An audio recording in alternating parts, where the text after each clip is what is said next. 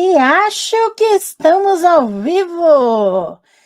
Será que estamos ao vivo mesmo? Deixa eu ver aqui. Sim, estamos ao vivo. Sejam muito bem-vindos, bem-vindos e bem-vindas à live de quarta-feira. Gente, penúltimo capítulo do livro Ritos de Sangue. Estou traduzindo e estou trazendo também minha análise contemporânea junto, né? E trazendo relações e paralelos com a nossa realidade. Para quem está acompanhando, está percebendo que a análise da Bárbara vai até século XX, né? Mas eu estou constantemente fazendo paralelos com a contemporaneidade. Então, é importante que a gente tenha essa perspectiva específica e sempre aprendendo a analisar os materiais de acordo com aquilo que tem relevância para a nossa realidade, tá? Hoje nós vamos para o 13º capítulo do livro Ritos de Sangue, nessa playlist incrível, né?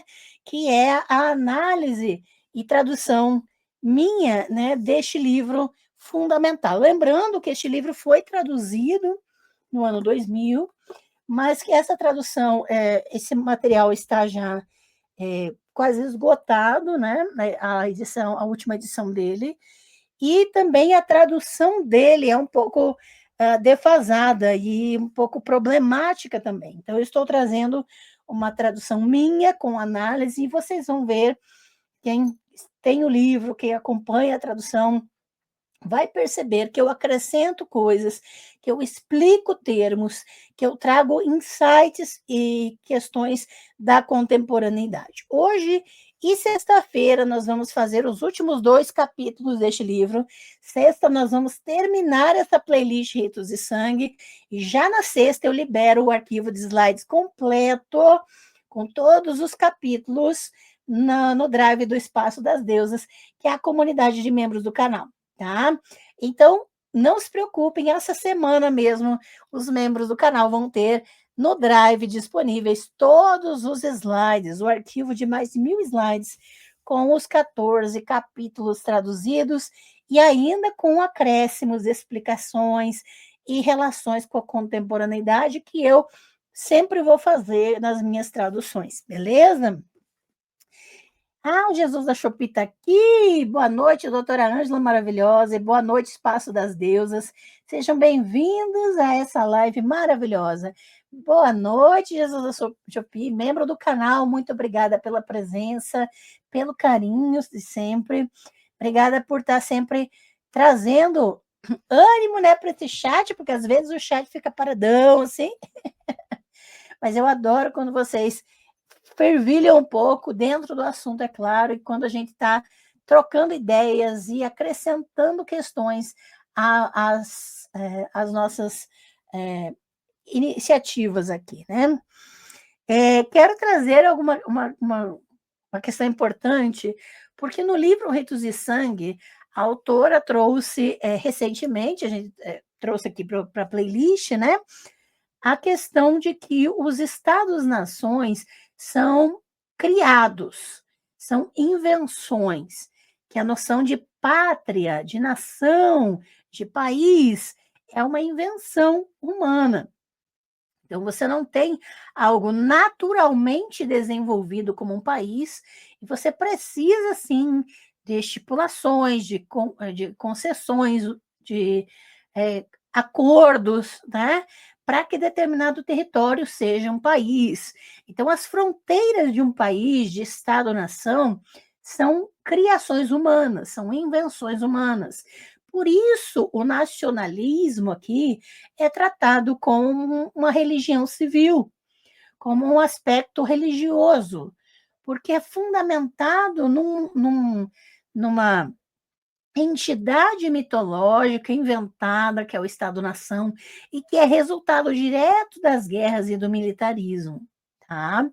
Isso é importante, e eu quero trazer para vocês aqui, antes da gente começar a tradução do capítulo de hoje, um exemplo de um país criado, né? Eu quero apresentar para vocês a República de Verdes. Tá? Não sei se vocês conhecem a República de Verdes. Eu vou compartilhar a minha tela aqui para vocês. Esse é o site da República de Verdes, do governo de Verdes. Basicamente, é uma área geográfica entre a Croácia e a Sérvia, tá? E a de Verdes foi proclamado em 30 de maio de 2019. Basicamente, um homem foi lá, encontrou um território entre a Croácia e a Sérvia que não pertencia a nenhum dos dois países, e ele declarou, ele basicamente trouxe o reconhecimento dele mesmo para aquele território como República de Verdes, tá? Então, Verdes é basicamente um país agora, ele inventou um país, sim, e está se desenvolvendo dentro dos parâmetros, tá, de um país. Aqui estão todas as informações sobre as leis, a cidadania, inclusive a cidadania, você pode se tornar um cidadão de Verdes. Aqui tem como se tornar um e-resident, né? Ou seja, um residente online, e você pode fazer parte da cidadania de Verdes, tá? E então tem várias questões que estão sendo trabalhadas aqui, principalmente o reconhecimento, inclusive agora em 2023 as autoridades croatas violaram a lei internacional entrando nesse território da República de Verdes, né? Então, existe uma batalha por aquele território que não faz parte nem da Croácia, nem da Sérvia. E você pode conhecer esse país, ó, verdesgov.org, tá? É o site, você vai conhecer esse país criado. Sim, aí as pessoas podem olhar, não, mas não pode fazer isso, porque isso é uma invenção. Gente, todo país é uma invenção, todo país é uma posse de território, é um estabelecimento de território, estabelecimento de governo, e existem certos princípios que vão determinar que aquele país existe. Ah, mas a ONU precisa reconhecer, ou precisa fazer parte da ONU. Existem, sim, passos que, basicamente, as pessoas decidiram, tá?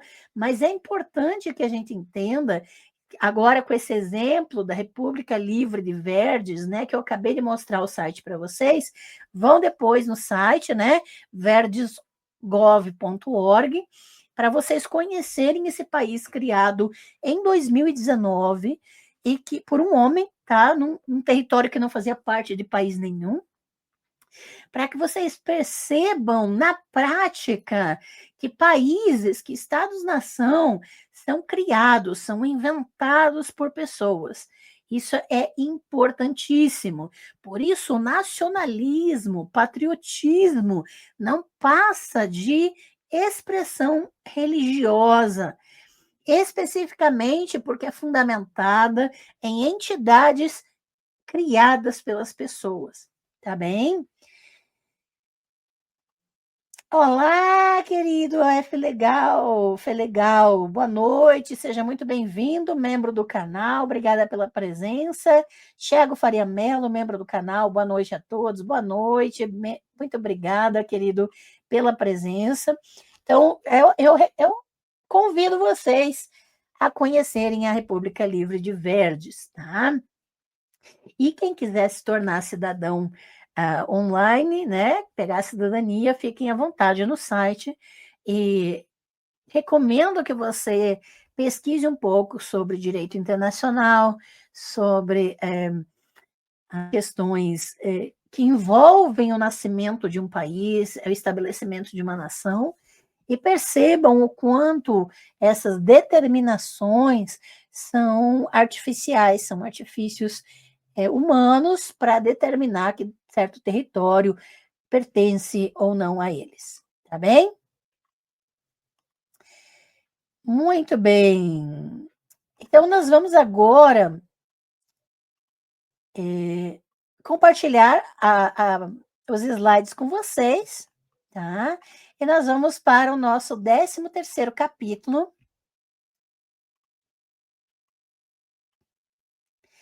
do livro Ritos de Sangue. Importantíssimo, gente. Então, vamos lá. Só quero saber se vocês estão me ouvindo bem, está tudo certinho? Tá, tudo certinho. Estava dando um aviso aqui esquisito e não sei se o que está acontecendo, porque a gente tem internet a cabo, mas diz que né, o StreamYard dá uns tilt de vez em quando. Então, vamos lá? Então, hoje nós vamos falar sobre 3 casos de culto da guerra, de basicamente 3 exemplos históricos, tá? De quando a guerra vira religião, vira expressão religiosa, vira um culto. 3 casos de adoração à guerra. Abre aspas. A idealização da guerra por povos que se tornaram primitivos, mais uma vez, não é sinal de decadência moral, mas, ao contrário, o sinal de uma nova adoração a heróis e espírito de sacrifício. Fecha aspas, o conde Kisserling. Sentimentos elevados direcionados a um ser intangível e sobre-humano. A maioria das pessoas de nossa época reconheceria isso como os ingredientes de uma religião. A analogia entre nacionalismo, e quero dizer, é claro, nacionalismo secular, e religião já foi traçada muitas vezes. Então, a gente já falou muito sobre o nacionalismo como religião civil. No meu curso Sociologia da Religião, eu falo sobre isso também, se você quer se aprofundar, né? E a gente já traçou esses paralelos aqui. Benedict Anderson admite a forte afinidade do nacionalismo com imaginários religiosos.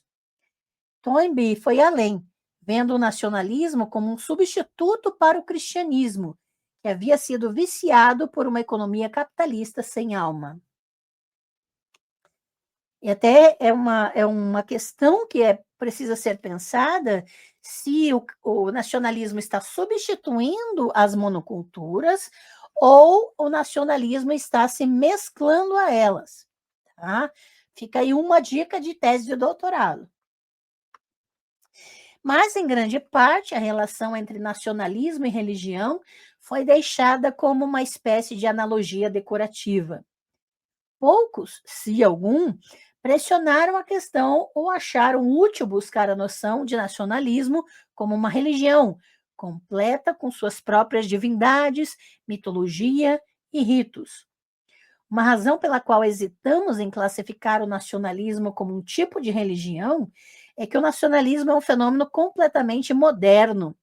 E, em geral, as sociedades tendem a tratar as religiões como algo ancestral, como algo antigo, até primitivo, né? E aquilo que surge na modernidade, pouco se admite que pode ter um aspecto religioso. Surge na Europa, no século XIX, e se espalha pelo terceiro mundo, ou sociedades em desenvolvimento, como hoje são chamadas, em grande parte como reação ao imperialismo europeu no século XX. Nosso próprio viés modernista nos convence de que coisas recentes também devem ser modernas, no sentido de serem racionais e progressistas, né? E é interessante essa resistência a reconhecer a religiosidade naquilo que é racional, progressista ou moderno. De um lado, daquela grande divisão histórica identificada como iluminismo, estão a superstição, a opressão e as religiões fanaticamente intolerantes. É do outro lado, juntamente com a ciência e a fé no progresso, que localizamos o nacionalismo.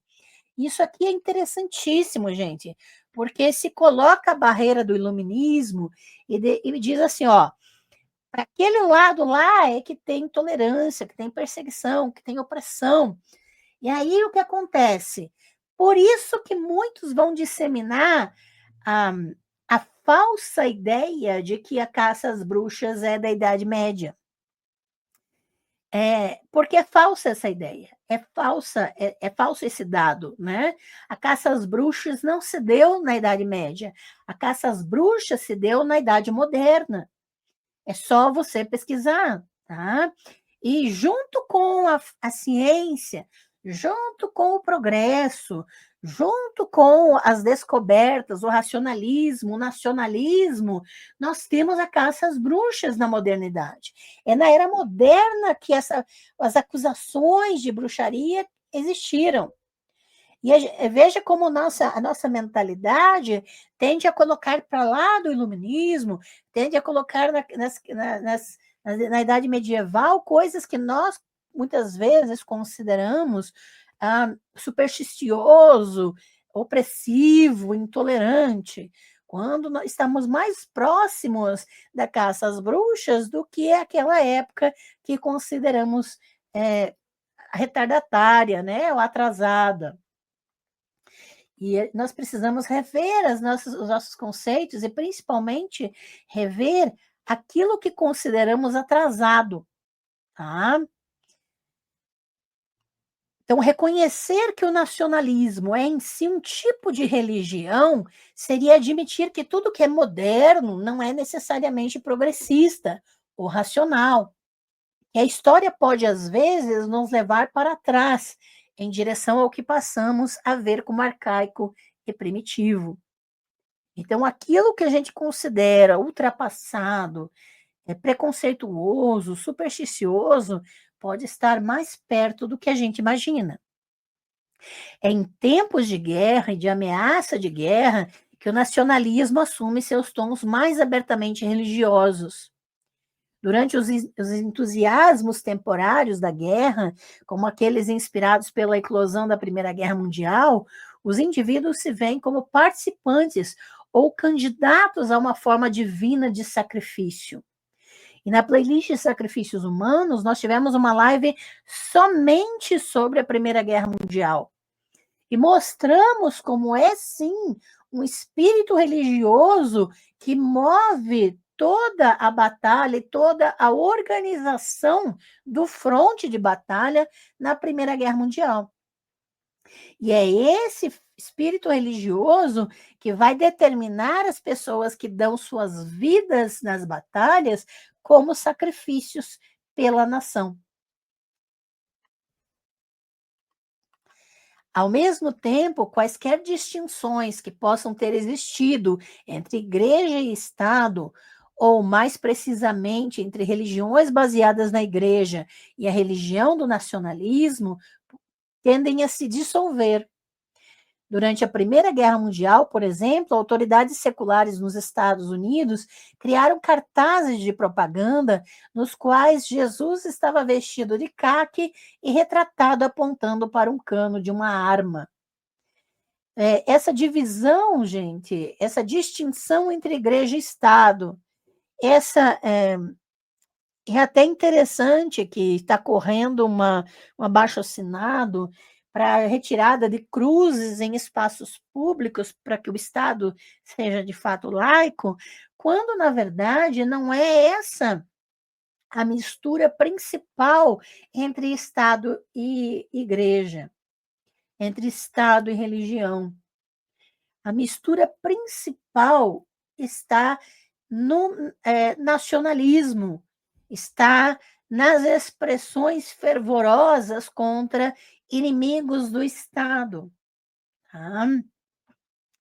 E é tão interessante perceber o quanto se apegam ao Estado, o quanto se apegam à nação, que tanto pessoas que se identificam como sendo de direita, quanto pessoas que se identificam como sendo de esquerda, usam o Estado como uma referência para suas lutas.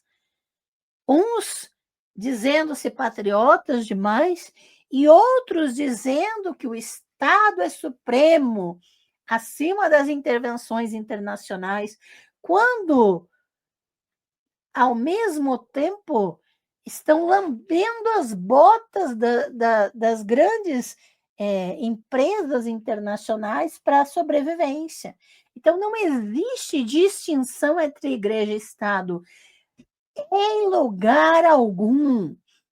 Não existe distinção entre religião e Estado em lugar algum, porque toda a prática e sobrevivência dessa entidade inventada que é a nação depende de se vender as suas, as suas principais aspirações, que se voltam para si mesma, para essa entidade inventada, que se voltam para as lutas contra aqueles que vão ameaçar a sua posição.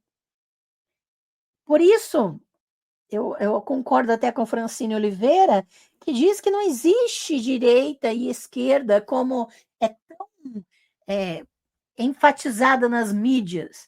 Essa polarização existe só na mentalidade. Para quê? Para inflamar o espírito religioso das pessoas, para inflamar a reação, a reatividade das pessoas. Então, a gente tem que começar a parar de ser ingênuo, que achar que um baixo-assinado que vai tirar uma cruz do espaço público resolve a questão da laicidade do Estado. A gente tem que ser muito mais fundamentado do que isso. Tá? Por sua vez, as autoridades religiosas geralmente podem ser contadas para ajudar a sacralizar o esforço de guerra com seus endossos. Durante o entusiasmo febril da Primeira Guerra Mundial, o bispo de Londres conclamou os ingleses a matarem alemães. Abre aspas. A matarem, tanto os bons quanto os maus. A matarem tanto os jovens quanto os velhos. Como já disse 1000 vezes, encaro isso como uma guerra pela pureza. Encaro todos os que morrem nela como mártires. Fecha aspas. Veja, essa é a fala do bispo de Londres sobre matar os alemães. Mas para que o nacionalismo seja mais do que uma paixão temporária, instigada pela guerra, ele precisa encontrar maneiras de se sustentar e se institucionalizar a parte das religiões mais convencionais. Em outras palavras, deve assumir algumas das características de uma religião convencional, baseada na igreja. Mitos inspiradores são necessários. Feriados especiais e rituais que podem ser praticados por pessoas que podem não sentir, no momento da prática, qualquer grande paixão. Tais rituais e mitos mantêm o nacionalismo vivo em tempos de privação e derrota, mesmo durante períodos de paz, assim como, digamos, o ritual cristão preserva a fé em pessoas que podem apenas ocasionalmente ou uma vez na vida experimentar um genuíno transporte espiritual ou aquilo que se interpreta por isso.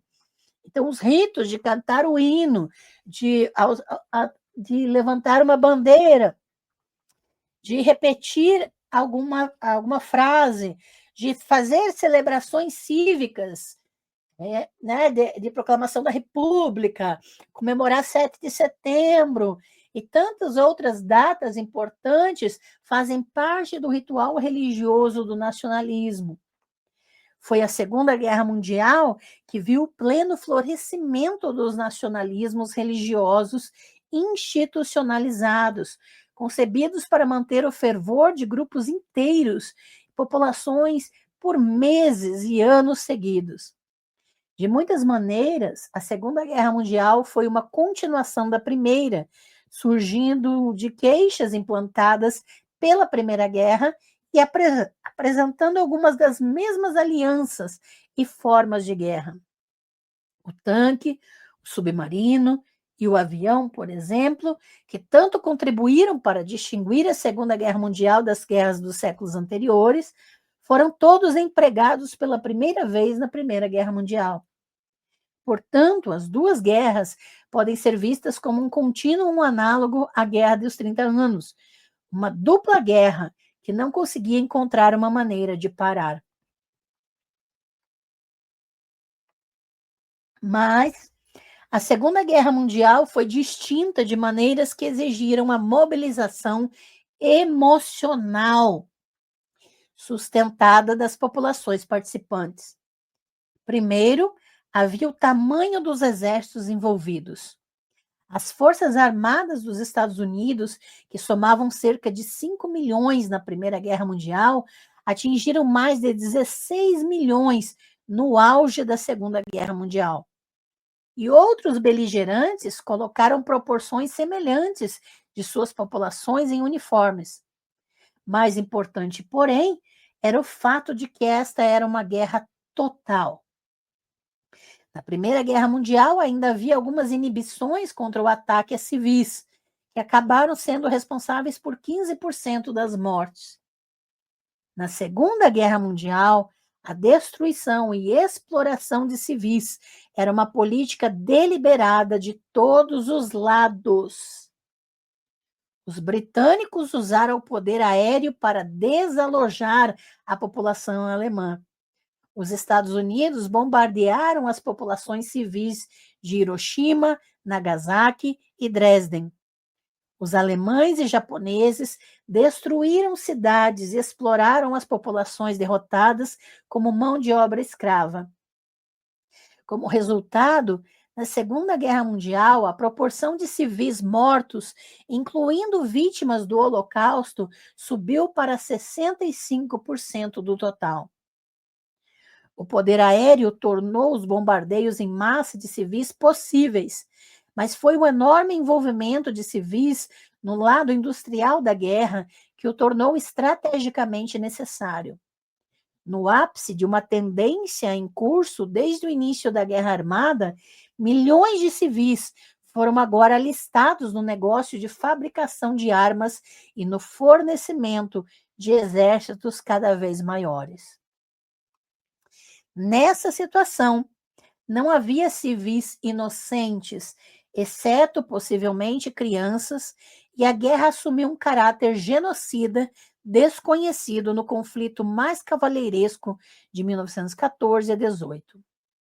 Em nenhum lugar isso ficou mais evidente do que no confronto dos Estados Unidos com os japoneses racialmente diferentes.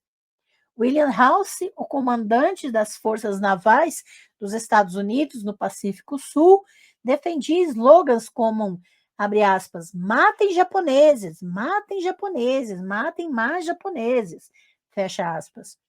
E jurou, após o ataque japonês de Pearl Harbor, que até o fim da guerra, abre aspas, o japonês seria falado apenas no inferno, fecha aspas. Em seu apetite implacável por mão de obra, a Segunda Guerra Mundial até desafiou a tradicional exclusividade masculina da guerra.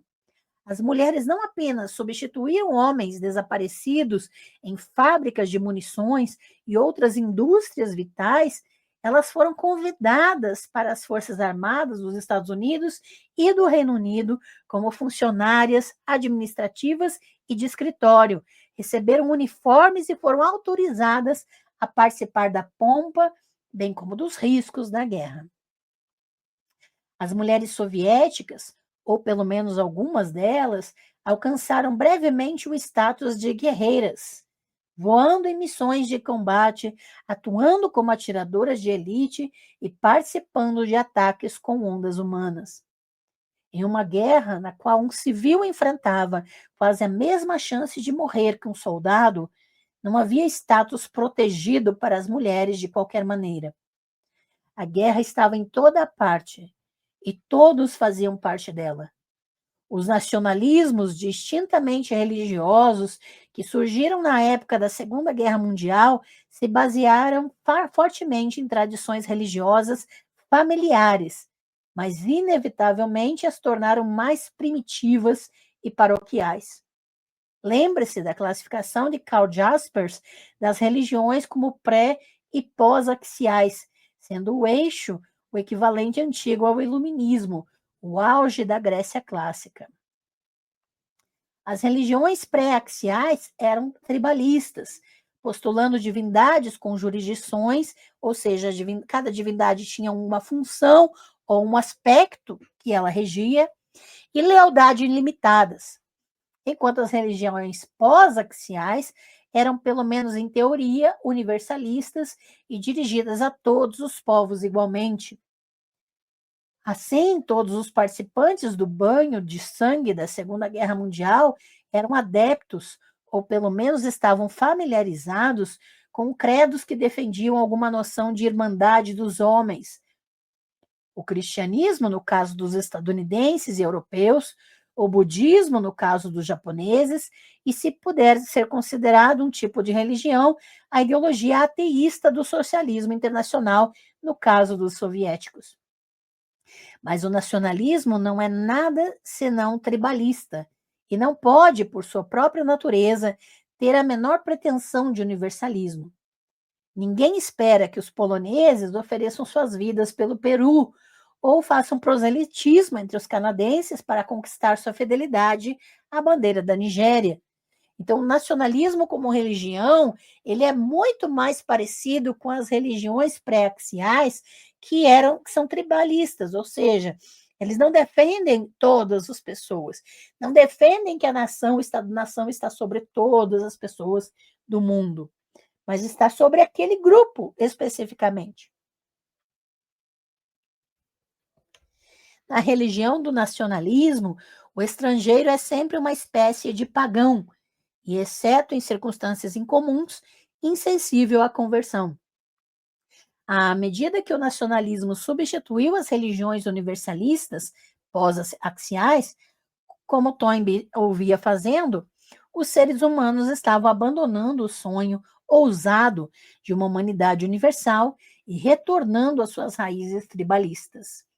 Então, aquilo que se chamava de globalização, na verdade, é apenas um meio de se controlar economicamente os grupos, mas a religião do nacionalismo, ela não serve a todos, ela serve a um grupo para que controle os demais.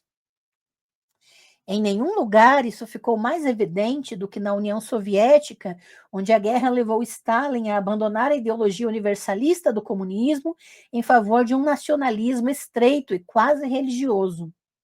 O nacionalismo, observou ele, era, abre aspas, a chave para manter o moral civil, fecha aspas, e exortou seu povo a seguir o exemplo de nossos grandes ancestrais, categoria na qual agora listava não apenas Lenin, mas também figuras contra-revolucionárias como generais czaristas, proprietários feudais e até mesmo um santo da Igreja Ortodoxa Russa. Ao mesmo tempo, o governo soviético demonstrou uma repentina simpatia pela religião tradicional ortodoxa russa, interrompendo a propaganda antirreligiosa e permitindo que a igreja restabelecesse um santo sínodo. Em 1944, a flagrantemente anacrônica Internacional foi substituída por um novo hino mais apropriadamente paroquial.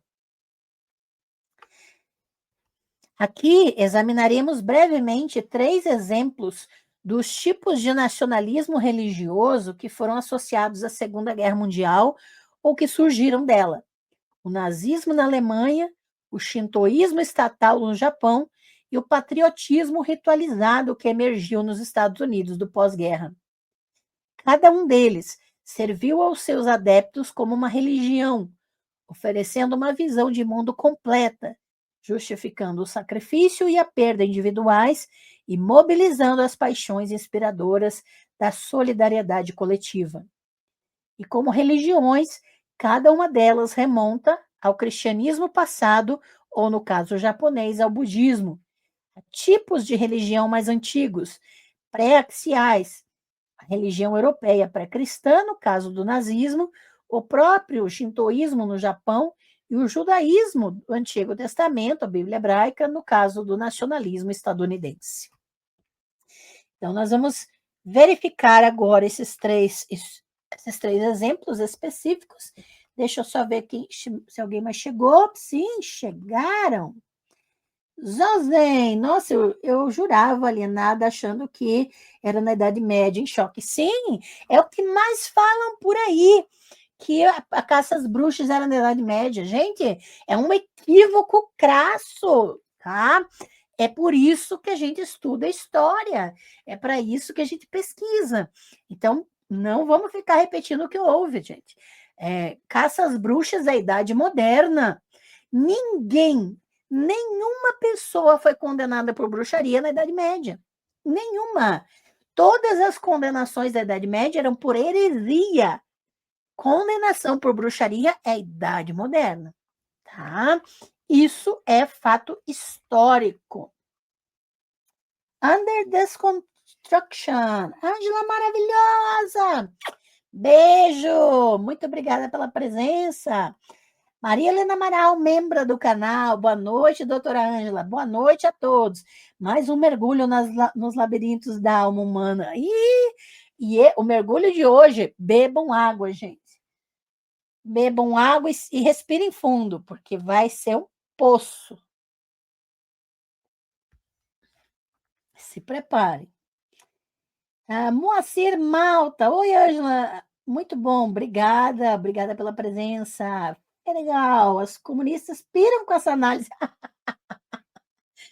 Ai, ai, todas as pessoas têm deuses que precisam ser desnudados, né? Pessoas e seus deuses. Pantera Negra, eu como comunista não piro não, aprendo. Aí sim, gostei de ver. Obrigada pela presença, Pantera Negra. Tamo junto. Então vamos falar, ó, eu tentei controlar um pouco nas imagens. O livro que eu estou traduzindo para vocês é esse aqui, Ritos de Sangue. Depois não esqueçam de ir na playlist e maratonar todos os capítulos anteriores. Hoje é o penúltimo capítulo, sexto é o último, tá? Mas esse livro não tem imagem nenhuma. Então, nos slides, eu pesquiso e vou atrás de imagens para ilustrar o que a autora está falando. Além disso, eu acrescento no texto. Por quê? Porque eu pesquiso termos, porque eu trago exemplos contemporâneos, então eu vou estendendo o conteúdo, tá? Lembrando que os slides da live, dessa playlist toda sexta-feira, vai ser colocado em formato PDF no Drive do Espaço das Deusas, que é a comunidade de membros do canal. Você se torna membro, manda um e-mail para mim e eu libero o acesso ao Drive do Espaço das Deusas com os slides das lives aqui do canal, beleza? Então, eu preciso fazer uma ressalva. No conteúdo de hoje, eu reduzi o número de imagens, porque nós vamos falar de nazismo. Então, eu não vou colocar nenhum símbolo, nenhuma imagem referente. Você pode pesquisar por si, tá? Porque isso é um conteúdo sensível e também para o YouTube não interpretar equivocadamente, tá? Então, por isso não vai ter muitas imagens em relação à questão do nazismo, tá bem? Então, vamos lá para nossos exemplos de guerra como religião. O nazismo. O nazismo pode ser o mais próximo que já existiu de uma religião autônoma de nacionalismo, sem obrigações e até hostil às religiões baseadas em igrejas. O historiador Arno Mayer observa que o nazismo tinha todas as características de uma religião. Sua fé e cânone foram institucionalizados por meio de um movimento político que tinha alguma semelhança com uma igreja hierárquica. O autoproclamado chefe dessa igreja, o Führer, exercia o controle estrito sobre um clero político de alto escalão, bem como sobre uma ordem seleta de discípulos, com todos os iniciados usando uniformes com emblemas e insígnias distintos. Durante a ascensão do nazismo e a vida do regime nazista, esse clero atuou como celebrante e congregação para uma ampla gama de cerimônias de culto, algumas das quais ocorreram em santuários e locais sagrados. A maioria dessas cerimônias era ostensivamente pública e massiva, com o propósito de exaltar unir e expandir a comunidade de fiéis. Hitler teria concordado com Mayer, abre aspas. Não somos um movimento, disse ele a seus seguidores. Antes somos uma religião, fecha aspas. O propósito de seu ministério de propaganda e esclarecimento era comunicar não informações, observou ele, mas convicção sagrada e fé incondicional. O nazismo tinha seu próprio profeta, o Führer, seus próprios rituais de comícios e desfiles em massa, até mesmo seus próprios dias santos. Segundo o historiador Robert G. L. Waite, abre aspas, os feriados nazistas incluíam 30 de janeiro, o dia em que Hitler chegou ao poder no ano a que ele se referiu como o Ano Sagrado de Nosso Senhor, 1933, e 20 de abril, seu próprio aniversário, o dia em que a juventude hitlerista foi confirmada em sua fé. O dia mais sagrado era 9 de novembro, celebrado como a testemunha de sangue, Bluttag, do movimento. Fecha aspas. Cidadãos comuns encontraram muitas maneiras de participar da nova religião. Eles exibiam o Mein Kampf, ou Minha Luta, o livro escrito por Hitler, em suas casas, no lugar de honra, antes reservado para a Bíblia. Eles até dirigiam orações ao Führer. E eu coloquei agora uma observação interessante de uma notícia que me chamou a atenção, porque o Mein Kampf, que é esse livro escrito por Hitler, se tornou a Bíblia dos movimentos neonazistas atualmente. Mas uma notícia me chamou a atenção de uma pessoa que muitos estão ignorando o posicionamento e consumindo os seus produtos. A J.K. Rowling, autora da saga Harry Potter, citou recentemente o Mein Kampf de Hitler em postagem viral comentando sobre o assassinato de Charlie Kirk.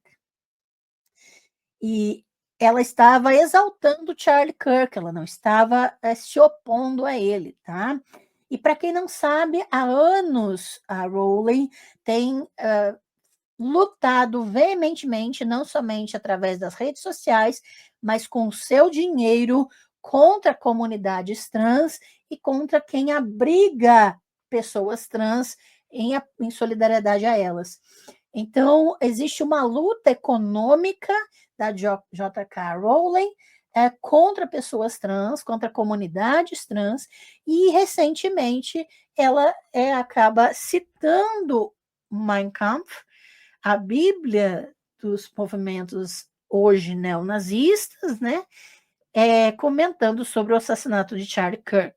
Se você não sabe quem é Charlie Kirk, recomendo que você se informe, tá bem?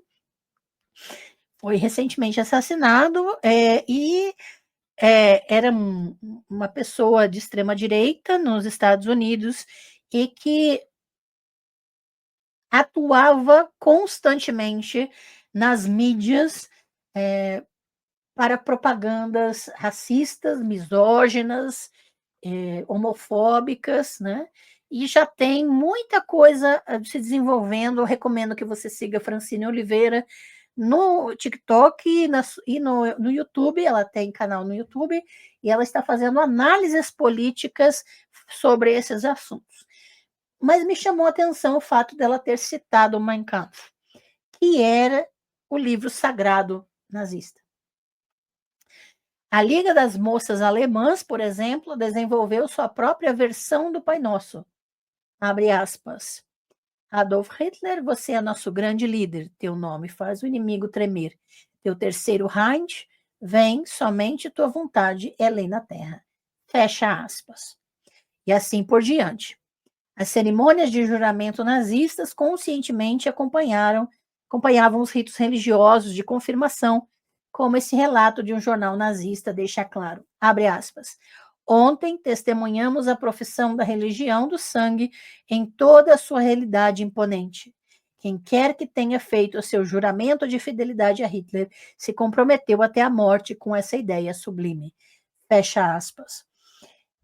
Veja que o movimento nazista não é apenas um movimento de ódio, um movimento religioso, de unificação de um grupo, que dá toda uma identidade a um grupo. E por que eu citei a J.K. Rowling?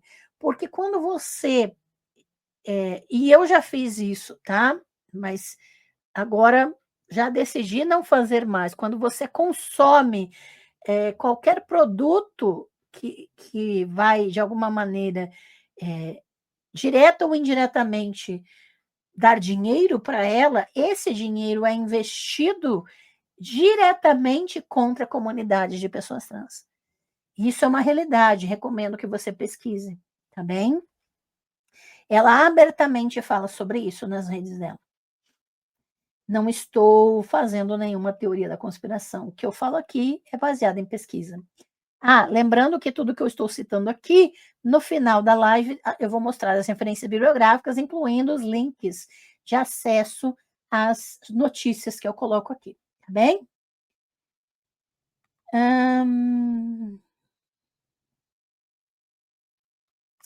Under the construction. Saí da igreja tem pouco tempo, uns 4 anos. Ainda me pego com pensamentos intrusivos de pedir perdão a Deus e que o sangue de Jesus me lave. Parece toque religioso que ainda repercute pela culpa e medo. E olha, quem sai de movimento religioso, e nós estamos falando de movimentos religiosos aqui como nacionalismo, tem trauma religioso, luta com a questão da culpa. Isso é um fato, tá, gente? E obrigado por compartilhar isso. Mari, membro do canal. Boa noite, Ângela. Boa noite a todos, todos e todos. Boa noite, querida. Isso aí. Olhem lá no chat os emojis exclusivos de deusas dos membros do canal. Então, vamos lá continuar elaborando e percebendo as características religiosas do nazismo especificamente. Criado como católico, Hitler se baseou fortemente em imagens cristãs para suas fantasias religiosas. Ele frequentemente se comparava a Jesus ou, em uma formulação mais judaica, ao Messias prometido. Ele considerava a SS sua própria versão da Companhia de Jesus. Mas ele e seus seguidores não viam utilidade nas pretensões do cristianismo ao universalismo, nem, é claro, em seu apelo à misericórdia, e tomaram medidas para restringir o papel das igrejas alemãs. Um fundamento religioso mais adequado para o nazismo poderia ser encontrado nas crenças germânicas pré-cristãs, que intelectuais nacionalistas haviam desenterrado e reconstruído imaginativamente durante o século XIX e início do século XX. E é importante que vocês saibam que, sim, essas reconstruções mitológicas de religiões antigas existem até hoje, principalmente nos movimentos esotéricos, tá? Isso pode, sim, criar certos aspectos militaristas ou nacionalistas. Um exemplo disso, por exemplo, são as religiões nórdicas, que são usadas por grupos masculinistas, tá? Os vikings. Os vikings agora são um exemplo ariano, é um exemplo de guerreiro puro, né? E isso, gente, é um discurso típico de grupos extremistas, tá? Principalmente misóginos. Hashtag fica a dica. De acordo com o Guido von List, um dos principais divulgadores dessa ideologia, Volkisch, o cristianismo, com seu evangelho de amor, havia sido um desastre para o antigo povo germânico. Então, ele vai identificar o cristianismo com um evangelho de amor, né? Levando à debilitação do vigor e do moral teutônicos. O nazismo representou um retorno à imaculada cultura guerreira associada aos antigos germânicos tribais. Sua suástica foi retirada do repertório mitológico ariano de imagens, e seu estado foi concebido para lembrar o bando pagão de guerreiros masculinos, o Mannerband. E Mannerband, eu fiz uma pesquisa em relação a isso, né? E aqui eu já inseri uma questão, que o Mannerband é um termo alemão que significa literalmente laço masculino, male bond, né? Mais precisamente seria homens unidos ou bando de irmãos. Começou com um fenômeno proto-indo-europeu e se espalhou por onde esses povos se espalharam, desde os Vrátias da Índia até as diversas culturas que surgiram no Médio Asiático ariano, no norte da África e na Europa. Eles são o bando de guerra. Embora frequentemente façam alianças com chefes tribais, eles não são membros da tribo propriamente dita enquanto estiverem no bando e não respondem ao chefe. Vejam que existe um poder e uma autoridade próprios ali. Se trabalharem para o chefe, exigem pagamento pelos serviços. Do ponto de vista do chefe, isso é bom e ruim. Bom porque ele tem acesso a homens que essencialmente não fazem nada além de treinar, os quais ele pode contratar para preencher as fileiras do seu exército, muitas vezes como tropas de choque, sem ter que pagar para mantê-los a seu serviço.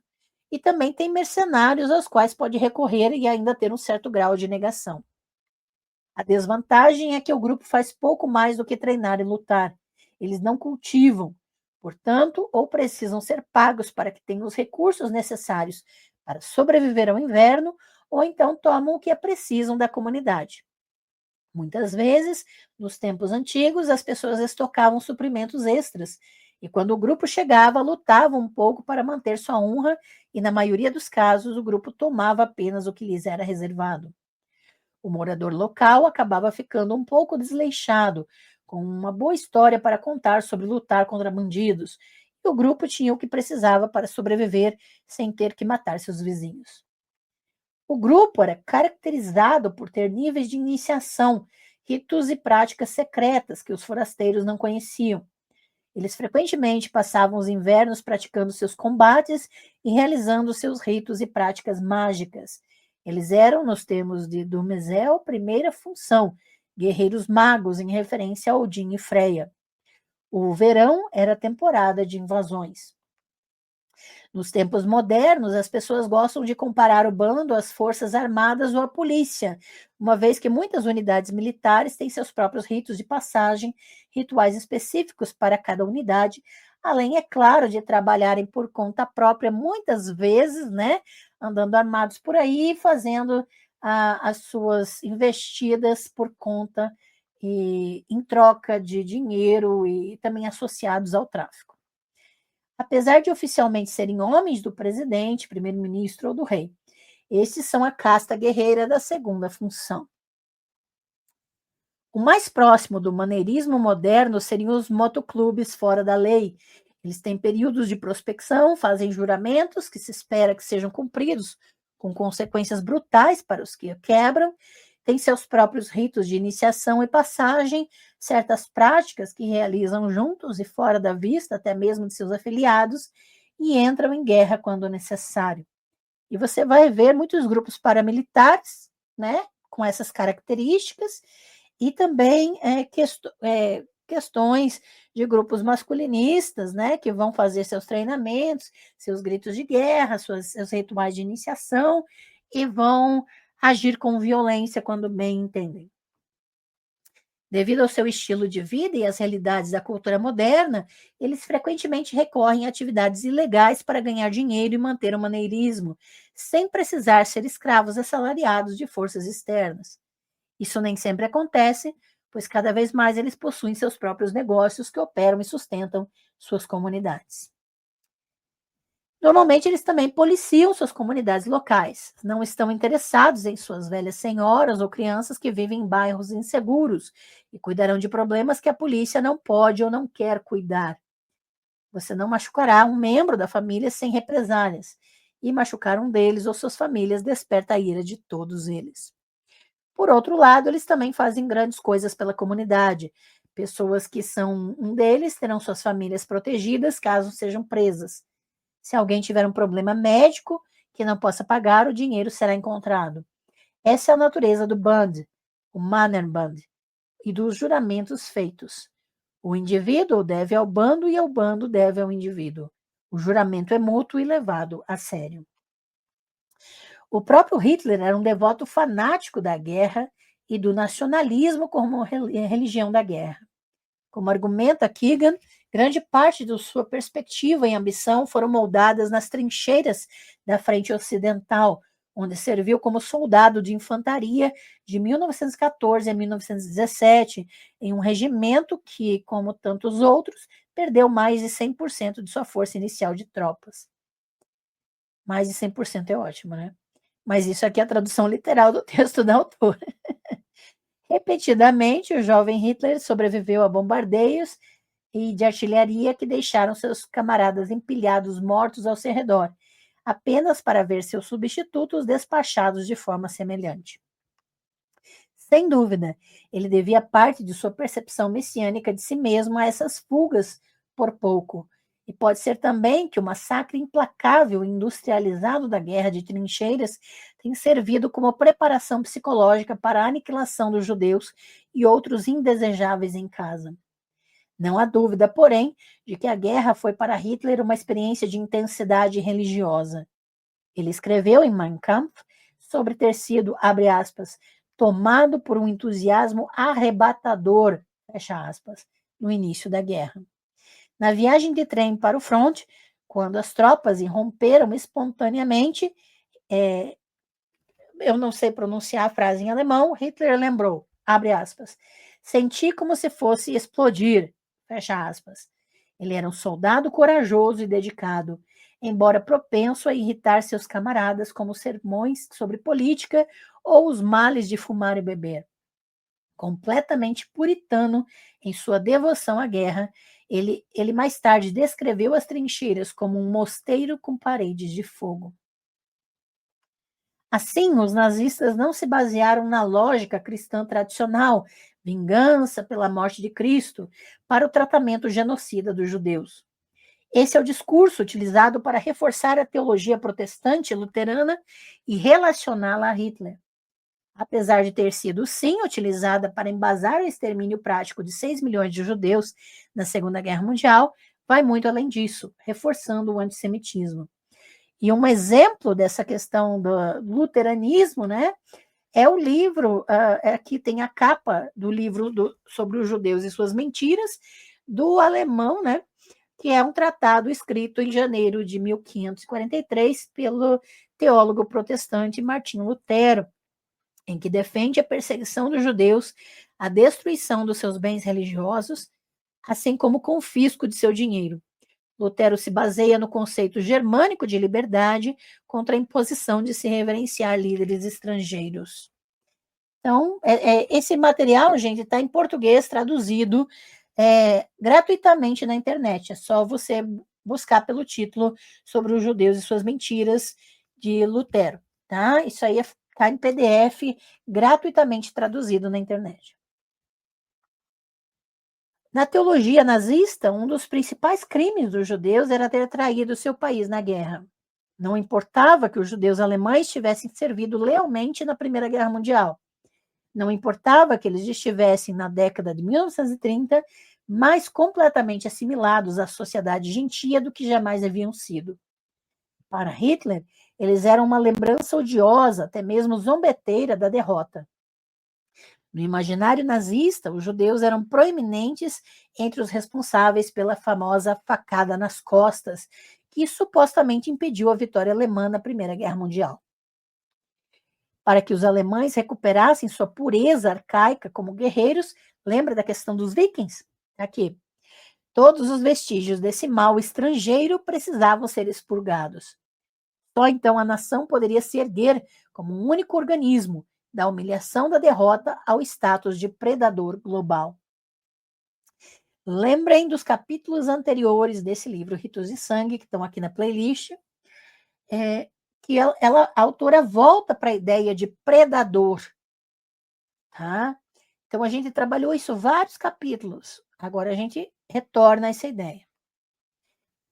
Há um detalhe instigante no estudo de Waite sobre Hitler, seu fascínio e identificação com lobos. Quando menino, ele ficou satisfeito ao descobrir que seu nome de batismo derivava do alemão antigo, Atawolf, né, que significa lobo nobre. Ele batizou seu cão favorito de lobo, chamou a SS de sua matilha de lobos e acreditava que as multidões respondiam tão entusiasticamente a ele porque percebiam, abre aspas, que agora um lobo havia nascido, fecha aspas. Mimi Reiter era uma adolescente austríaca que teve um breve envolvimento com Hitler em 1926. Lembrou um curioso desabafo em um cemitério, onde foram, a pedido de Hitler, visitar o túmulo da mãe de Mimi. Enquanto olhava para o túmulo da mãe dela, murmurou, abre aspas, eu ainda não sou assim. Então agarrou seu chicote de montaria firmemente nas mãos e disse, gostaria que me chamassem de lobo. Fecha aspas. Este incidente, supondo que tenha sido lembrado corretamente, revela uma visão de mundo dividida nas categorias mais arcaicas de todas. Não ariano versus não. Desculpa. Ariano versus não ariano. Um gentil versus judeu. Predador versus presa. Hitler tinha visto muito assim. Muitos camaradas reduzidos à carne. Estar morto é ser vencido, é ser presa. Mas na visão de mundo de Hitler, não há meio termo. Nenhum modo de existência além dessa dicotomia sangrenta. E isso aqui também é muito comum, gente, nas características dos pensamentos religiosos, uma dicotomia. É isso ou é aquilo? Então, é um pensamento binário. Só tem duas opções. É ou não é. Aqueles que não desejam ser presos, então devem se tornar predadores. Por outro lado, aqueles que não são predadores são presas. Esse é o pensamento. Ter sobrevivido à Primeira Guerra Mundial, na visão de Hitler, ter alcançado o status de lobo. O antigo guerreiro europeu buscou se transformar em um carnívoro selvagem. Assim também Hitler transcendeu o estudante de arte fracassado que fora na juventude. Sobreviveu à guerra e se tornou o que era, em sua própria mente, a única coisa que ele poderia ser, uma fera predadora.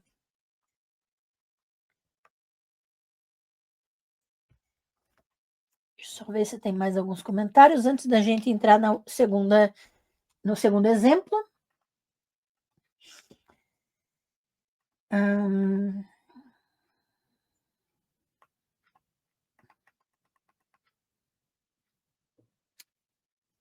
Pantera Negra, penso que o Estado sionista é muito compatível com a Alemanha nazi.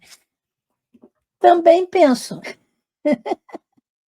Inclusive, eu falo sobre isso nas lives anteriores dessa playlist Ritos de Sangue, tá? Recomendo que você assista Pantera Negra. Falamos muito sobre isso aqui, tanto na playlist Sacrifícios Humanos, quanto principalmente nessa de Ritos de Sangue. E vamos falar mais ainda sobre isso a partir de outubro, na playlist A Invenção do Antigo Israel. Tá? Tamo junto. Mari, hoje eu acredito que as religiões são a grande fachada para o nazismo, o fascismo e tudo que é ruim. Sistemas de controle disfarçados da espiritualidade. Rodrigo, boa noite, seja bem-vindo. Tiago Faria Mello, tô cheio desses grupos, inclusive em ambientes ditos desportivos, clubes com algum hobby em comum. O pessoal tinha que olhar mais certos ambientes. Verdade, Tiago. E a Sueli Feliciane vive falando sobre isso, né? Por exemplo, que o futebol é uma religião masculinista, né? É bem por aí. Larissa Berbel, cheguei, boa noite, professora. Membra do canal, Larissa, maravilhosa. Boa noite, seja bem-vinda. Então, agora, deixa eu só ver aqui. Jesus da Shopee. A política hoje praticamente se assume como uma religião. É preciso ser cínico e cético ao lidar com o fanatismo. A gente tem que ter as nossas estratégias, né? Com certeza.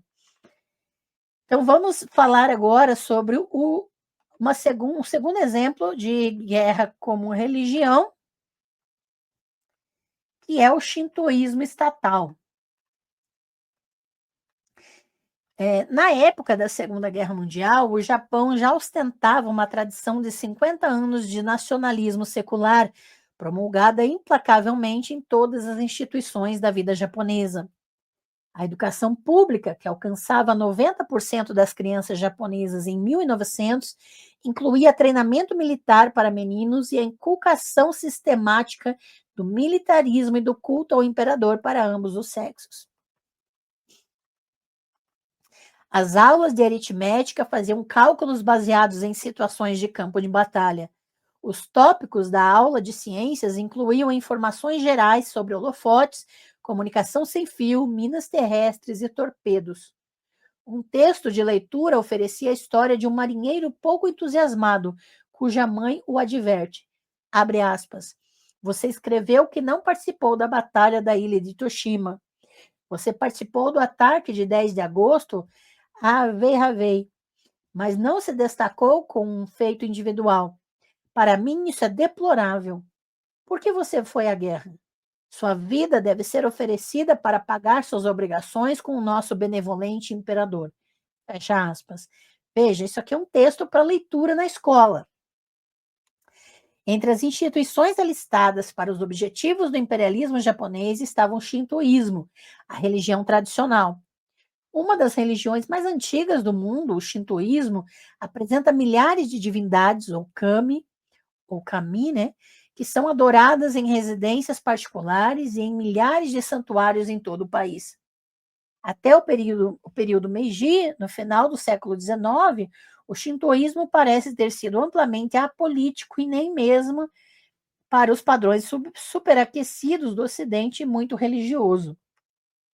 Coexistia pacificamente com o budismo, preocupando-se com a manutenção dos santuários, a observância de festivais e a realização de rituais domésticos e casamentos.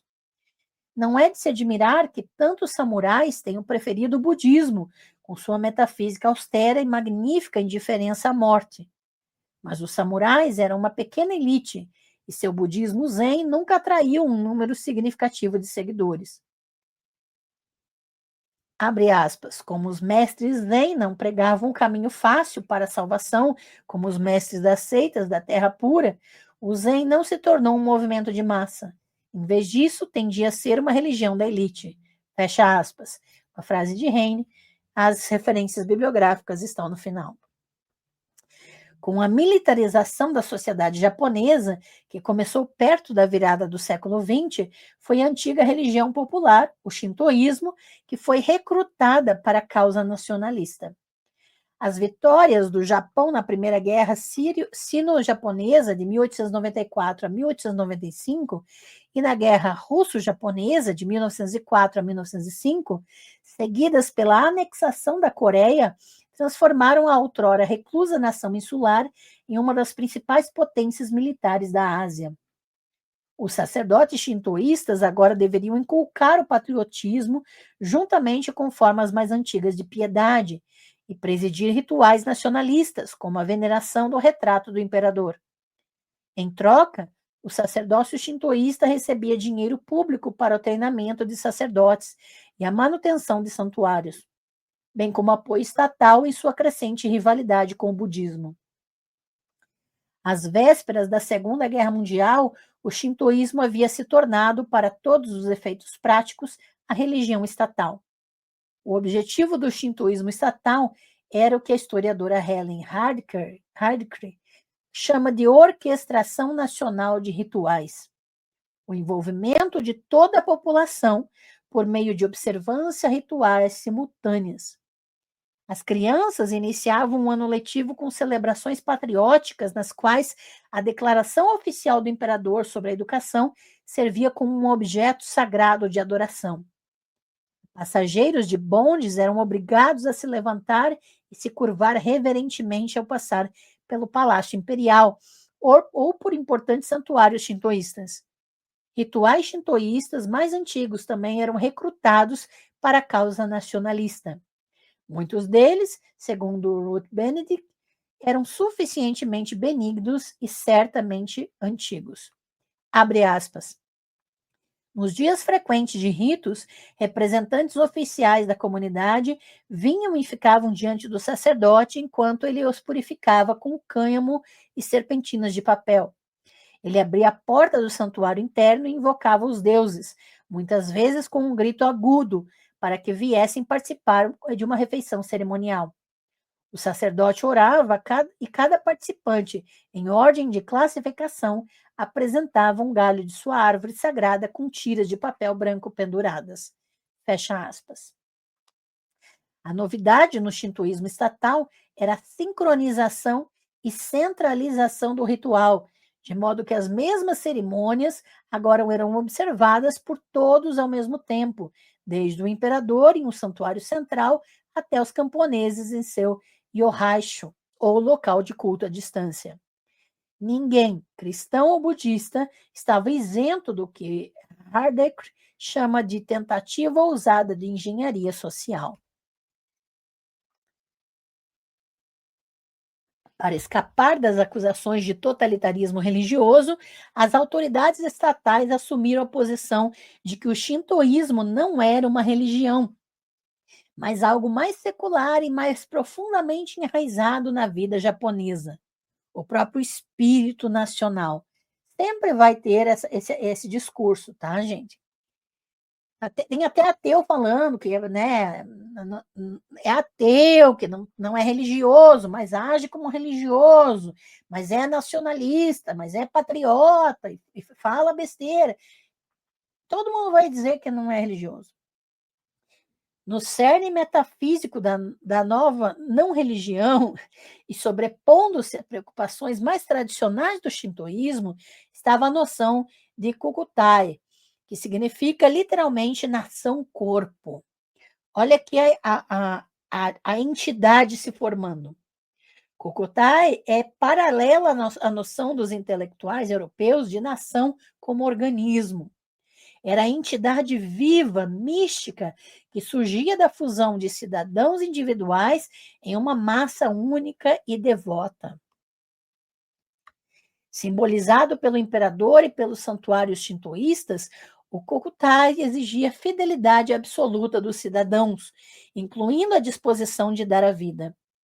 Assim como na ideologia nacionalista europeia, morrer não era uma tragédia se a morte fortalecesse o corpo-nação ou a nação como organismo. Um documento publicado pelo Ministério da Educação japonês em 1937 apresenta um argumento que poderia ter sido retirado de Hegel. Abre aspas.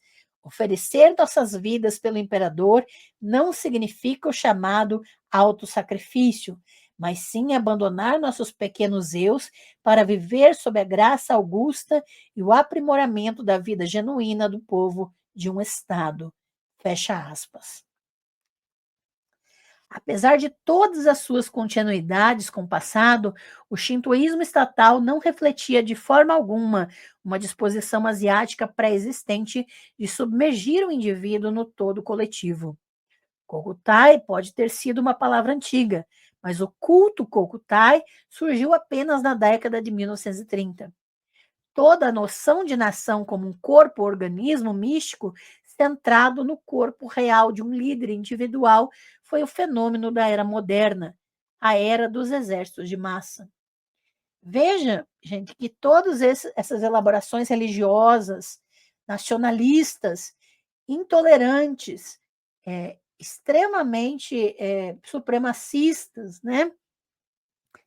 E violentos, né, fundamentados no militarismo, são todos fenômenos da era moderna. Na era de uma elite guerreira montada, o Japão havia nutrido uma ética de guerra de elite. O código samurai, ou bushido, análogo à cavalaria cristianizada dos cavaleiros europeus. Mas na era dos exércitos de massa, baseados em armas de fogo, o bushido precisava ser democratizado para incluir as massas, que agora eram livres, como antes apenas seus superiores haviam sido, para experimentar uma morte gloriosa na guerra. Assim como o nacionalismo europeu representava a democratização de um antigo ethos guerreiro de elite, o shintoísmo estatal era o bushido para as massas. Então, aquilo que antes era reservado para grupos específicos, na era moderna, é preciso espalhar que todo cidadão agora é um guerreiro, é um soldado pela pátria, para que ele possa dar a sua vida. Assim como os nacionalismos europeus, o shintoísmo estatal via a guerra como um empreendimento sagrado. O popular escritor Tokutomi Lishiro descreveu a Segunda Guerra Mundial na linguagem ritual das cerimônias de purificação shintoístas. Abre aspas. Para os japoneses, escreveu ele, a Grande Guerra do Leste Asiático é um exorcismo purificador, uma ablução purificadora. Fecha aspas. Outros intelectuais influentes, professores de História e Filosofia da Universidade Imperial de Kyoto, acrescentaram que a guerra é eterna e deve ser reconhecida como criativa e construtiva. O nacionalismo religioso japonês superou seu equivalente europeu em um aspecto: a glorificação dos mortos na guerra. Os europeus homenageavam seus soldados caídos com monumentos e feriados. Os japoneses os adoravam e ainda os adoram como deuses. Quase 2,5 milhões de pessoas são homenageadas no santuário Yasukuni, em Tóquio. Não apenas pilotos kamikazes, mas soldados menos ilustres e até enfermeiras do exército. No santuário, repleto de fotos e outras recordações dos falecidos, os fiéis deixam pequenas placas com suas orações. Foi com a consciência de que se tornariam kamis e seriam chamados por cidadãos comuns para intervir em questões tão mundanas como as notas do ensino médio, que 6.000 jovens japoneses se voluntariaram para missões suicidas na Segunda Guerra Mundial.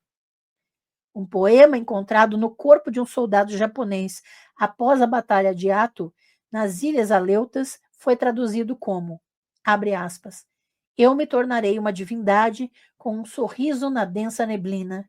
Estou apenas esperando o dia da morte. Fecha aspas. E aí nós vamos entrar no terceiro exemplo, né, do nacionalismo religioso em torno da guerra. Deixa eu ver os comentários.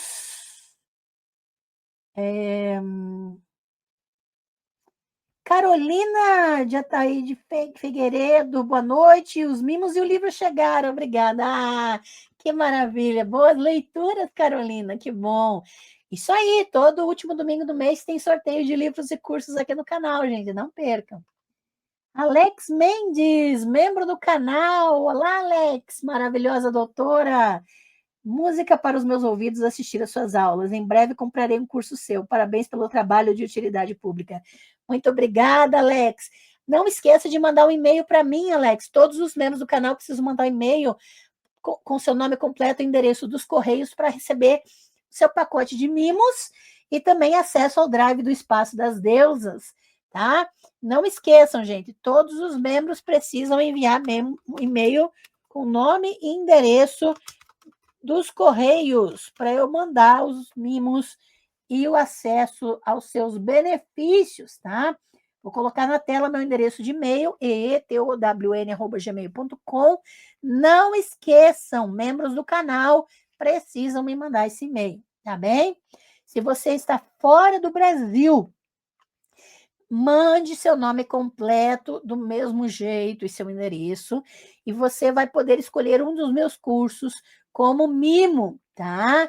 Que vem, cada curso tem uma biblioteca digital para você, tá bem? É importantíssimo. Deixa eu ver. Mari, eu também acho, morrer pelo time, hostilizar e desprezar o time dos outros, tem hino, tem que adorar o time de futebol, assistir todos os jogos, tem que ser fiel ao time. Vixe, religião. Moacir Malta, futebol, machismo, religião, grupo de gangue, um objetivo, tudo interligado, infelizmente. Sim. É legal, até hoje os japoneses procuram as bandeiras roubadas dos falecidos japoneses na guerra e tentam devolver às famílias. Pois é. E tem demonstração militarista ainda, e tem muita coisa para conversar, né? Não sei se vocês viram recentemente demonstrações militaristas, né, do Japão. Complicado. Vamos lá. Vamos então agora para aquilo que está mais familiarizado aqui no Brasil, né? Patriotismo estadunidense. E eu fiz uma escolha na tradução, gente. Às vezes eu vou falar estadunidense e às vezes eu vou falar americano. Por quê? Porque esse fenômeno está disseminado e chegou até nós aqui no Brasil. Tá bem? Então vamos ficar atentos, porque agora isso está muito mais próximo de nós. No vernáculo estadunidense não existe nacionalismo estadunidense. Nacionalismo é uma categoria suspeita, um ismo, como comunismo, e confinado a outros povos, sérvios, russos, palestinos, também. Então, para os estadunidenses, isso aí é uma, né, não, não, nacionalismo não, né, isso aí é que né, coisa dos outros. Estadunidenses que amam seu país e professam a disposição de morrer por ele não são nacionalistas para eles, né? Mas sim algo mais nobre, mais nativo de sua terra. Eles são patriotas. Tanto que aqui no Brasil também você não vai ver falando que são nacionalistas, falam que são patriotas. Tá? De certa forma, essa é uma distinção justificável. Se todas as nações são comunidades imaginadas, né, como a gente já trabalhou nas lives anteriores e também no começo da live de hoje, os Estados Unidos é uma comunidade mais imaginária do que a maioria. Não tem um Volk, apenas um conglomerado de povos étnica e racialmente diversos, e não possui tradição guerreira feudal que sirva de modelo para uma linhagem imaginária da qual o cidadão médio possa se imaginar parte. Mas, ao mesmo tempo, não pode haver melhor medida do orgulho nacionalista arrogante dos Estados Unidos do que o fato de que precisamos de um nome americano, entenda-se estadunidense, especial para ela. Nacionalismo, no uso contemporâneo, é anti-americano e propenso a excessos irracionais e sangrentos, enquanto o patriotismo, que é essencialmente estadunidense, é lúcido e virtuoso. Ao nos convencermos de que nosso nacionalismo é único entre os nacionalismos, não precisamos reconhecer seu lado primitivo e sangrento.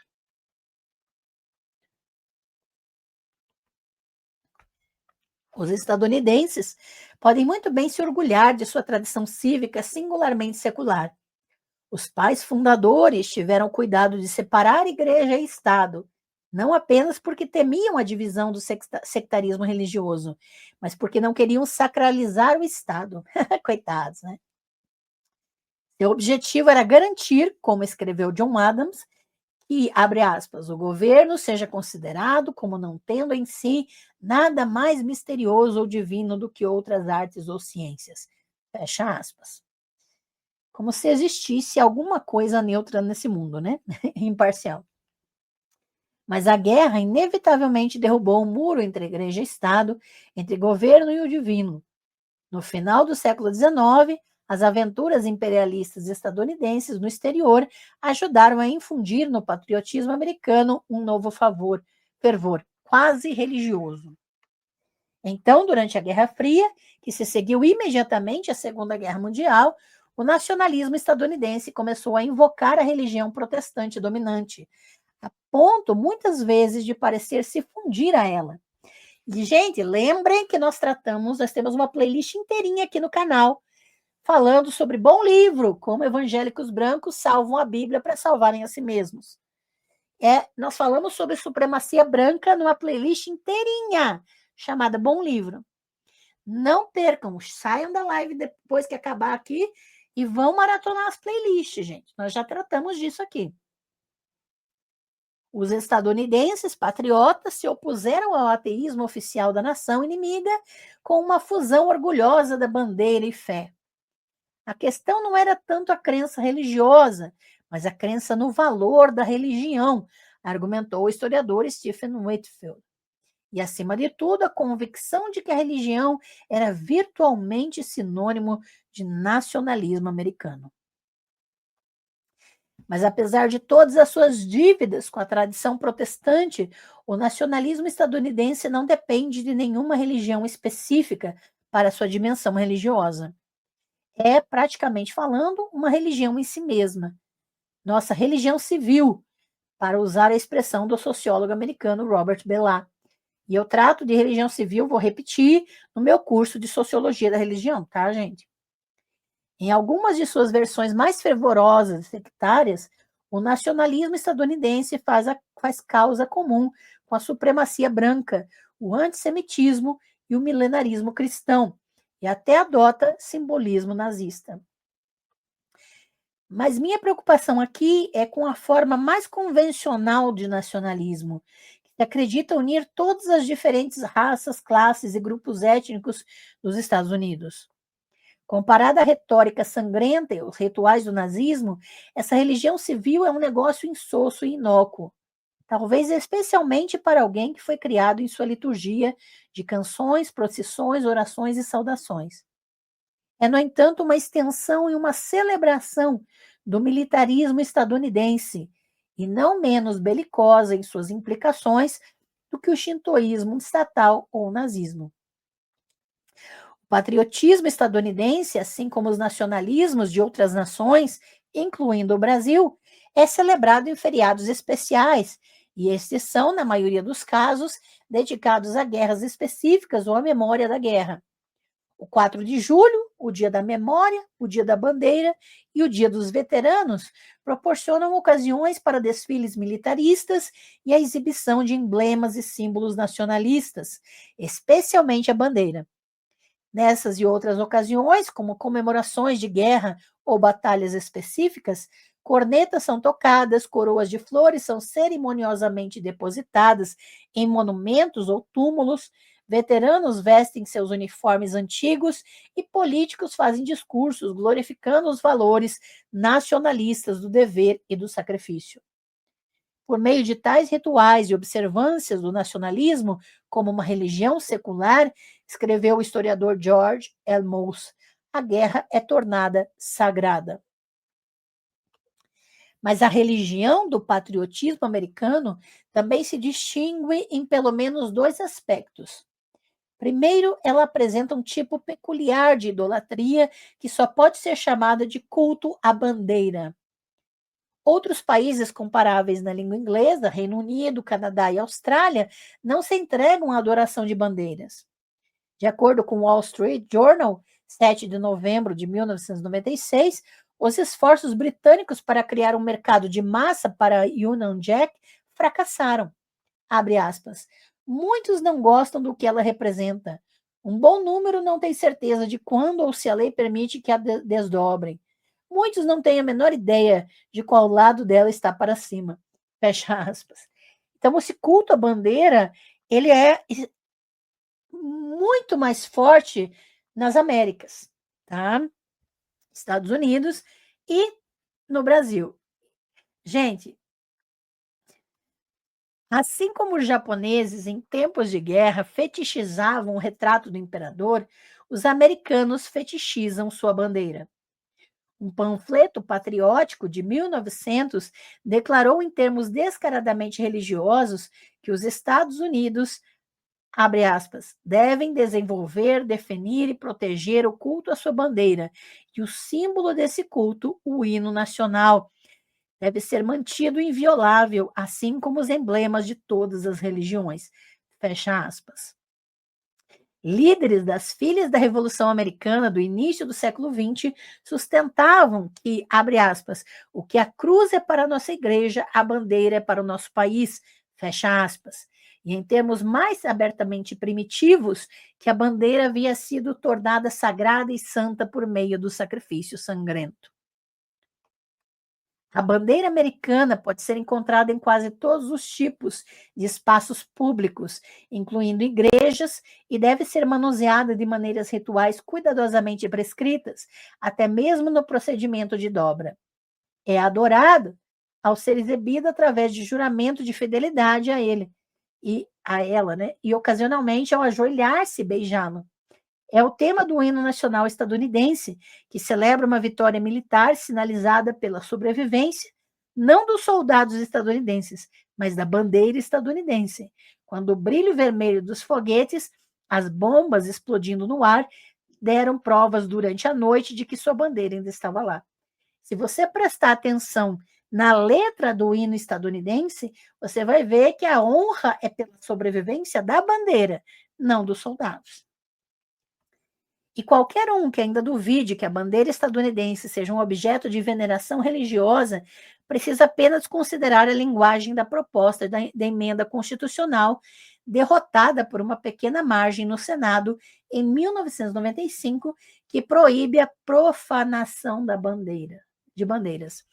E na nossa legislação, gente, inclusive, a nossa bandeira nacional brasileira também tem que ser dobrada especificamente, não pode tocar no chão. Existem regras para isso, tá, gente? Mas olha que interessante que eu achei. Aqui tem uma vista aérea, uma foto aérea que mostra apoiadores do ex-presidente Jair Bolsonaro carregando uma enorme bandeira dos Estados Unidos da América em ato na Avenida Paulista, em São Paulo, no 7 de setembro de 2025. A foto é de Nelson Almeida, tá? Mas não é interessante, gente, que os patriotas brasileiros estejam adorando a bandeira dos Estados Unidos?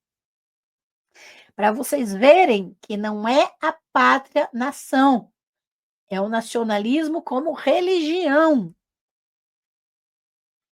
Quando você entende que é uma religião, você percebe que isso aqui não é uma incoerência. A religião é a mesma.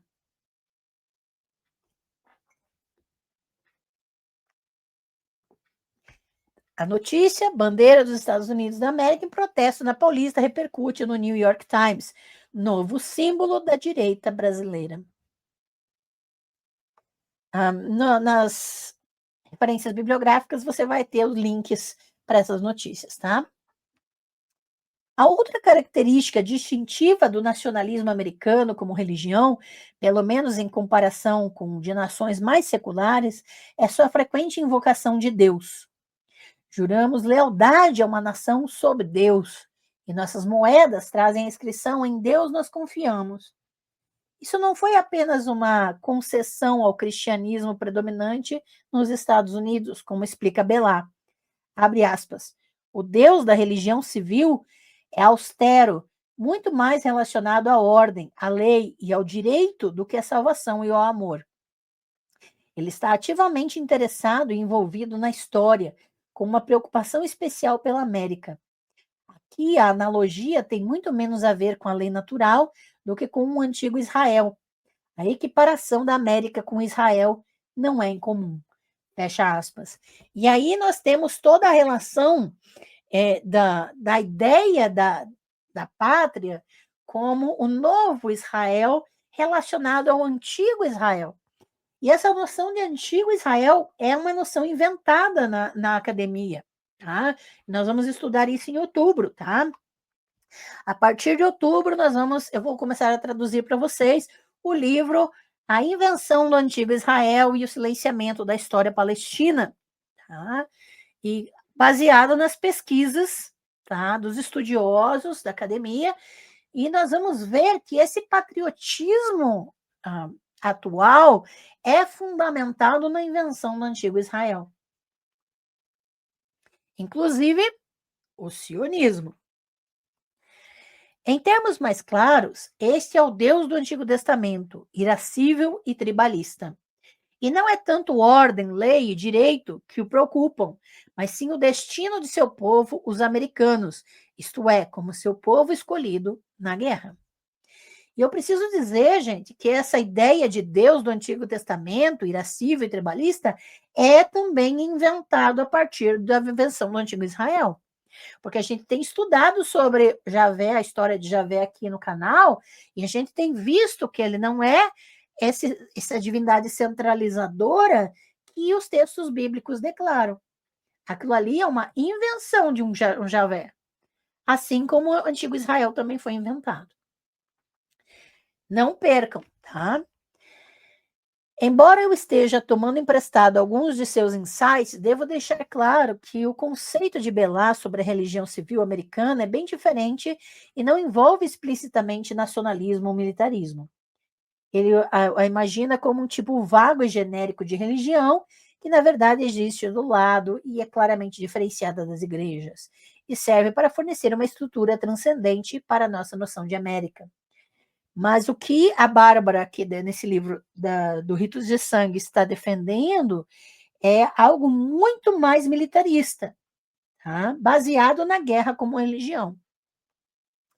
Somente quando ele observa que a religião civil nem sempre foi invocada em favor de causas nobres e que ela se presta facilmente ao nacionalismo intolerante da ideologia do tipo Legião Americana, os eufemismos começam a ruir, revelando que o que estamos falando soa muito como nacionalismo. Abre aspas. Se Deus estiver do nosso lado, observou com confiança o líder da maioria moral, Jerry Falwell, em 1980. Não importa quão militarmente superior seja a União Soviética, eles jamais poderiam nos tocar. Deus protegeria milagrosamente a América. Fecha aspas. De fato, todos os aspectos da religião civil estadunidense foram moldados ou forjados pela experiência da guerra. O Memorial Day, o Dia dos Veteranos, homenageiam os soldados, vivos e mortos, que lutaram em guerras passadas, e os veteranos de guerra se destacam na celebração do Dia da Independência e na promoção do culto à bandeira durante todo o ano. O culto em si pode ser datado da Guerra Hispano-Americana, que sinalizou a emergência da América como uma potência imperialista global. Foi no dia seguinte à declaração de guerra dos Estados Unidos à Espanha que o primeiro estatuto exigindo que crianças em idade escolar saudassem a bandeira foi aprovado pela legislatura do estado de Nova York. E após a Primeira Guerra Mundial, 18 estados aprovaram estatutos semelhantes. E foi na década de 1950, no auge da Guerra Fria, que as moedas e o juramento de fidelidade foram modificados para incluir a palavra Deus. Então, veja que desde a criação da noção de país, a noção de Estado-nação, até o próprio nacionalismo, tudo isso nasceu do militarismo, da guerra. Em meados de um século, que inclui envolvimento estadunidense em 2 guerras mundiais e incursões militares no Caribe, América Central, Coreia e Filipinas, os Estados Unidos eram uma nação envolta em bandeiras, viciada em rituais militares e convencida de que estava cumprindo a vontade de uma divindade severa e altamente partidária. A religião civil americana seria limitada, no entanto, de maneiras que o nazismo e o shintoísmo estatal não eram. A suposta democracia, suposta, garante, ou pelo menos deveria garantir, que os estadunidenses não terão uma figura central, divina, um Führer ou um imperador, para focar e estimular seu zelo nacionalista. É importante que a gente entenda que na religião civil, que também existe aqui no Brasil, ela tem uma suposta democracia, gente. Eu digo suposta porque quem acredita que vivemos uma democracia não tem noção do que está acontecendo no nosso país. Né? Tanto é que no dia 5 de novembro, às 19 horas, Francine Oliveira, Sueli Feliciani e eu estaremos aqui falando sobre o mito da democracia. Não percam, gente. Já estamos confirmadas aqui. Há também o caráter multiétnico e multirracial da população estadunidense. A América não é uma nação, observou o embaixador britânico com desdém no início da Primeira Guerra Mundial. Apenas um conjunto de pessoas que se neutralizam. Sem um Führer ou um Volk, a religião civil americana tem o potencial de se concentrar nos ideais estadunidenses e iluministas de democracia e liberdade. Isso seria algo verdadeiramente único entre os nacionalismos, uma lealdade ao país temperada e fortalecida por uma visão de uma política justa que se estende a toda a humanidade. Mas nós sabemos que hoje não existe mais isso, né? Hoje nós estamos reféns de líderes que se tornam messias, salvadores da pátria, figuras proeminentes de ditadores locais. Não estou falando somente do Trump. Eu estou falando de qualquer líder a quem a gente projeta todas as nossas expectativas, como se essa pessoa fosse um salvador da pátria. Tá? E nós sabemos, por exemplo, que se o Trump morrer ou acontecer alguma coisa com ele, existe toda uma equipe por trás dele, incluindo e principalmente o seu vice-presidente, né? Que tem um plano de poder autoritário como o Führer ou um Volk. Sabemos, entretanto, que isso não acontece. Tais visões inclusivas, o socialismo internacional sendo outra, obviamente não se saíram bem na era do nacionalismo.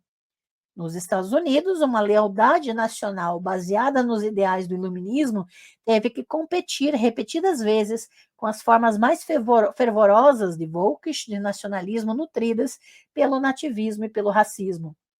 A direita cristã, por exemplo, é tanto um movimento nacionalista quanto religioso e serve como um lobby fervoroso para as Forças Armadas dos Estados Unidos. Abre aspas. O porte da espada pelo governo é correto e apropriado, fecha aspas, escreveu Falwell durante a Guerra Fria, transitando facilmente das armas brancas para as nucleares. Abre aspas. Em nenhum lugar da Bíblia há uma repreensão ao porte de armamentos. Fecha aspas. Mas os estrondos da direita cristã, ao estilo do Antigo Testamento, são apenas uma versão particularmente floreada da religião civil compartilhada pela grande maioria dos estadunidenses. Desde o fim da Guerra Fria, o nacionalismo quase religioso dos Estados Unidos continuou a prosperar sem um inimigo sem Deus, sem um inimigo consistente, alimentado pela própria guerra. Em outras épocas e cenários, explosões de fervor nacionalista frequentemente serviram como preparação para a guerra.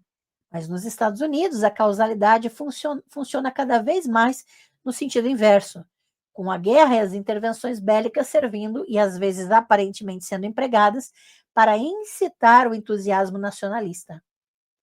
As nações fazem a guerra, e essa frequentemente parece ser a sua função mais clara.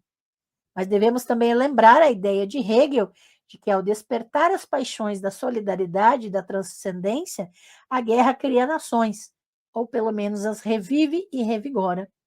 Os Estados Unidos não estão sozinhos no uso da guerra para promover objetivos políticos domésticos.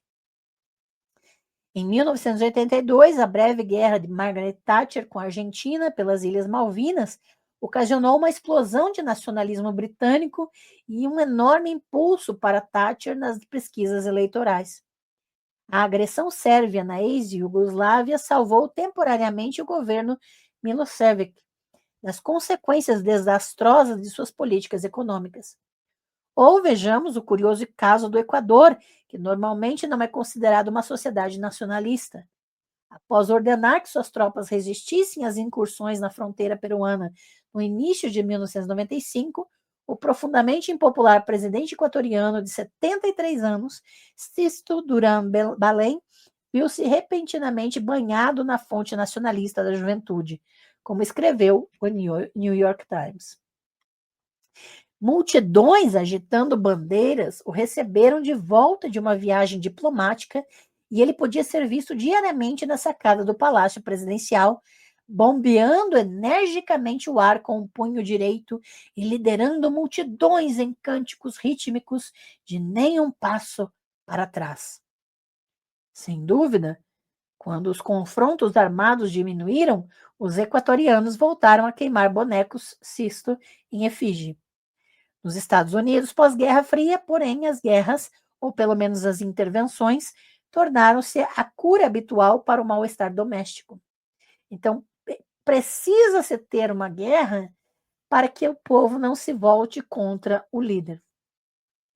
Ronald Reagan usou o golpe marxista em Granada como desculpa para invadir a ilha em 1983. George W. Bush descobriu os efeitos energizantes da ação militar no início de sua presidência, com sua invasão incrivelmente rápida do Panamá e a captura de seu chefe de Estado de fato. 2 anos e meio depois, com a economia em recessão e seus índices de aprovação em baixa, Bush decidiu responder à invasão iraquiana do Kuwait com uma intervenção militar maciça liderada pelos Estados Unidos, a Operação Tempestade no Deserto. A opinião pública estava dividida sobre a necessidade da guerra até a véspera das hostilidades, mas uma vez que a matança começou, ela se tornou popular o suficiente para elevar os índices de aprovação de Bush para mais de 90%. A Guerra do Golfo evocou uma explosão de religiosidade nacionalista embora claramente manipulada pela cobertura televisiva da guerra, pareceu ser espontânea e profundamente sentida. Bandeiras apareceram por toda parte, juntamente com adesivos de para-choque, camisetas e broches, instando os estadunidenses a apoiar nossas tropas. Como se as bandeiras não fossem prova suficiente de lealdade, elas foram acompanhadas por fitas amarelas, que haviam sido originalmente exibidas em solidariedade aos reféns estadunidenses mantidos pelo Irã em 1979 a 1981, e pareciam indicar que os Estados Unidos eram mais uma vez a parte ou vítima injustiçada. Na minha, no caso da autora, cidade, os escoteiros afixaram fitas amarelas em todas as árvores e arbustos que ladeavam a rua principal, e surtos semelhantes de fetichismo nacionalista ocorreram em todo o país. Equipes esportivas e funcionários públicos insistiram no direito de usar emblemas da bandeira americana em seus uniformes. Dissidentes e aqueles considerados como iraquianos foram, em alguns casos, atacados ou ameaçados de ataque. Com efeito, a guerra havia reduzido uma nação de milhões ao tipo de consenso emocional mais apropriado para um grupo primordial de 30 ou 40 indivíduos. Em suas imaginações, os estadunidenses estavam sendo ameaçados por um inimigo descomunal, quase humano, sempre representado pela figura solitária do líder iraquiano Saddam Hussein. E como o grupo primordial confrontado com o predador, abre aspas, pulamos em um frenesi de ação defensiva, brandindo os fetiches de nossa fé, nossas bandeiras e fitas amarelas, contra a besta intrusa. Fecha aspas. Vários estudiosos propuseram, nas palavras do cientista social Paul Stern, que o nacionalismo obtém sua força ao se inspirar em uma socialidade primordial, enraizada em nossa longa pré-história como membros de pequenos grupos. Mecanismos de arrastamento, comícios em massa, no caso do nazismo, rituais sincronizados, no caso do shintoísmo estatal, notícias de guerra televisionadas nos Estados Unidos contemporâneos, recriam para nós a sensação de fazer parte de um grupo unificado e familiar, análogo ao grupo primordial. Pode ser, como sugeriu Toynbee, que o capitalismo, com sua guerra de cada um contra todos, leve os indivíduos a ansiar ainda mais por essa experiência de unidade. Para o ator econômico alienado, o nacionalismo militante, com seus desfiles e rituais, exortações e agitações de bandeiras, oferece a promessa tentadora de uma antiga Gemeinschaft, comunidade restaurada. Mas o socialismo, no século XX, dificilmente foi um antídoto eficaz para as forças gêmeas do capitalismo e do nacionalismo. Ele também prometia comunidade e autodestruição em um empreendimento coletivo, mas o projeto de construção socialista nunca se mostrou tão convincente quanto o projeto de guerra. O projeto de guerra sempre brilhou mais nos olhos das pessoas. Pessoas que dariam suas vidas por seu país não necessariamente abririam mão de um fim de semana para participar de uma colheita ou da construção de uma barragem. O amor ao próximo pode nos comover, mas a ameaça representada por um inimigo comum nos comove mais ainda. A sociabilidade do bando primordial provavelmente está enraizada, afinal, nas exigências de defesa contra predadores animais. Podemos desfrutar da companhia de nossos semelhantes, mas nos entusiasmamos com a perspectiva de nos juntar a eles na defesa coletiva contra um inimigo comum. Em última análise, o socialismo do século XX perdeu para o nacionalismo pela mesma razão que as religiões universalistas pós-axiais perderam. Não tem um rito de sangue em sua essência, nenhum espetáculo emocionalmente de sacrifício humano. E com isso nós terminamos o 13º capítulo do livro Ritos de Sangue. Eu estou projetando as referências bibliográficas principais usadas para esse capítulo. Vocês depois podem reassistir a live desde o começo, porque eu dou uma dica de invenção de país no começo da live, e depois dar pausa na tela das referências para você pegar as referências, colocar nas suas redes de busca, pesquisar por si mesmo, verificar as informações, tá? e formar a sua própria posição. Lembrando que na sexta-feira, dia 19 de setembro, às 19 horas, trarei o último capítulo, capítulo 14 do livro Ritos de Sangue, a evolução da guerra no século XX, tá? E terminaremos, então, essa sequência. A playlist vai estar completa, Ritos de Sangue. Até lá você pode maratonar os primeiros capítulos, né? Lembrando, gente, que já está impresso! Já temos os exemplares do meu novo livro, Uma Reflexão nos Estudos sobre a Deusa, da colonialidade para uma luta anticolonial, e você pode adquirir o seu exemplar, em que eu falo, gente, que as teologias progressistas, elas são colonialistas por excelência. Eu demonstro isso nesse meu novo livro, R$ 50 apenas, com frete grátis para todo o Brasil. E a Xerai está de olho que você não adquiriu o seu exemplar ainda. Últimos exemplares, só temos 100 exemplares na primeira edição e mais da metade já está reservada na pré-venda. Então, corra e adquira o seu. Você pode clicar no link, meu Linktree, no chat fixado lá em cima, ou na descrição de todos os vídeos do canal, tá? No meu Linktree, você tem lá a pré-venda. A semana que vem, nós vamos ter o lançamento oficial, o início da primavera, deste meu novo livro. E lembrando que ainda dá para você concorrer à rifa. Com R$ 10 você tem 4 chances de ganhar um livro. São 4 livros, tá? O Jarro de Pandora, 1000 Navios para Troia, Os Filhos de Jocasta e Olhar Petrificante, a História de Medusa. 4 ganhadores, tá, gente? Vão ter uma pessoa para cada livro. Isso mesmo. Com R$ 10 você concorre e tem 4 chances. Você pode dobrar as chances pagando 20, o quanto você quiser, tá? Só fazer o Pix no valor das chances que você quer e mandar o seu nome completo para o meu e-mail, tá?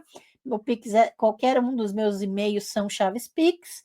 E o sorteio vai ser na live de sorteios do dia 28 de setembro, às 17 horas. Aproveite, hein? E os meus cursos estão disponíveis, tá? Na área de Ciências da Religião, Bíblia, História, Mitologia, Arqueologia e Linguística e Línguas Bíblicas. Pacote completo de curso, de 40 cursos, que está a R$ 1.500. Todos os meus cursos, incluindo hebraico e grego bíblicos, tá? Então, os cursos estão disponíveis. Qualquer dúvida, você pode enviar um e-mail para mim, que eu envio todas as informações. Beleza, gente?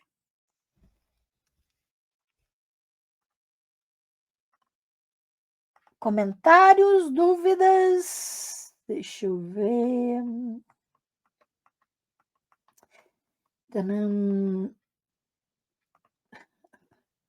Aramuri, vergonha ler esses patriotas. Bom, a gente está vendo que o patriotismo, ele não é apenas um impulso, né? Ele é uma expressão religiosa, por isso envolve muito mais.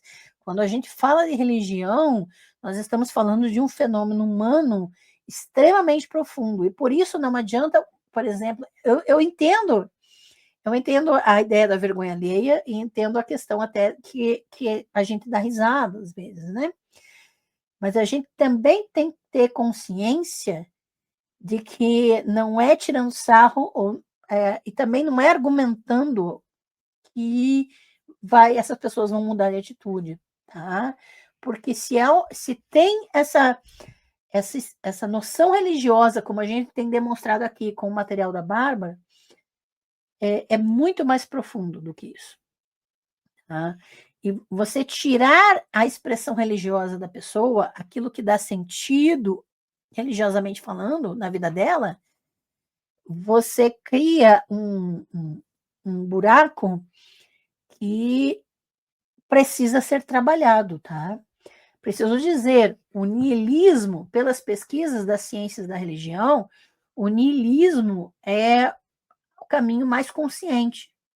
Mas também preciso dizer que as mesmas pesquisas em ciências da religião atestam que a tendência do niilista é se autoaniquilar, tá? Então, a gente precisa ter muito cuidado, né, nesse processo de rir ou de tentar negociar com o religioso. Tá?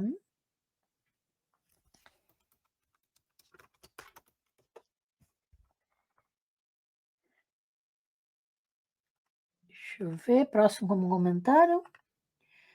É plutocracia. Sim, com certeza.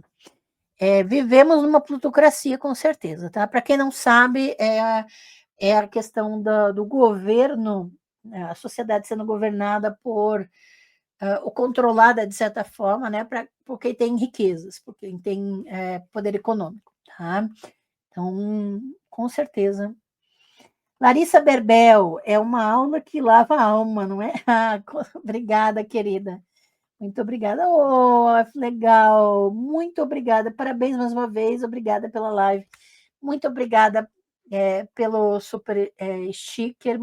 Obrigada por todo o apoio, por todo o carinho, né? E por esse. É, por estarem aqui também. Deixem seu like, compartilhem, assistam mais de uma vez para que também assistam junto com seus amigos, né, com as pessoas que vocês conhecem, é importante.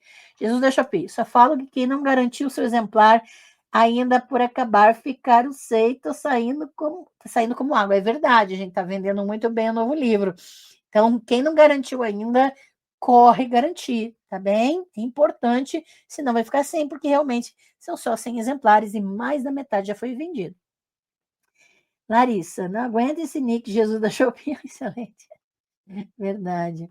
Larissa, Berbel, patriotismo, nacionalismo, ufanismo, é tudo sobre controle profundo do eu. E a gente, controle profundo a partir do eu, né? Verdade. E a gente precisa ter cada vez mais consciência, tá? Das coisas. Não é se alienando que a gente vai conseguir suportar no sentido de dar suporte uns aos outros. Por isso nós criamos o canal, a comunidade de apoio mútuo, de construção de conhecimento, para que nós tenhamos consciência de lutarmos juntos e com consciência também de que não adianta querermos o poder. Nós precisamos sobreviver primeiro, tá? E o apoio mútuo é fundamental. Muito obrigada pela presença de vocês, pelos comentários, pela participação no chat. Compartilhem essa live, gente. Se tornem membros do canal.